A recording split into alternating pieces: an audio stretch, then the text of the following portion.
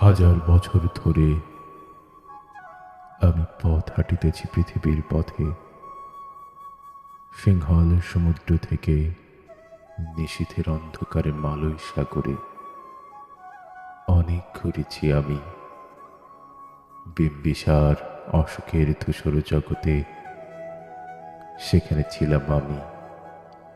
আরো দূর অন্ধকার বিদর্ভ নগরে আমি ক্লান্ত প্রাণ এক। চারিদিকে জীবনের সমুদ্র সফেন আমারে দুদণ্ড শান্তি দিয়েছিল নাটোরের বনলতা সেন। চুল তার কবেকার অন্ধকার বিদিশার নেশা, মুখ তার শ্রাবস্তির কারুকার্য।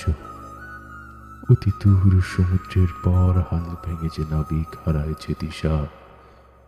সবুজ ঘাসের দেশ যখন সে চোখে দেখে দারুচিনি দ্বীপের ভেতর, তেমনি দেখেছি তারে অন্ধকারে।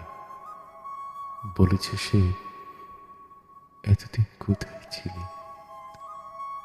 পাখির নীড়ের মতো চোখ তুলে নাটোরের বনলতা সেন। সমস্ত দিনের শেষে শিশিরের শব্দের মতো সন্ধ্যা আসে।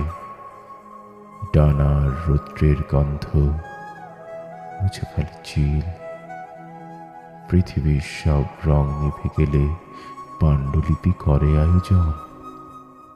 তখন গল্পে তরে জোনাকির রঙে ঝিলমিল। সব পাখি ঘরে আসে, সব নদী ফুরায়। এই জীবনের সব লেনদেন থাকে শুধু অন্ধকার, মুখোমুখি বসিবার। বনলতা সেন, বনলতা সেন।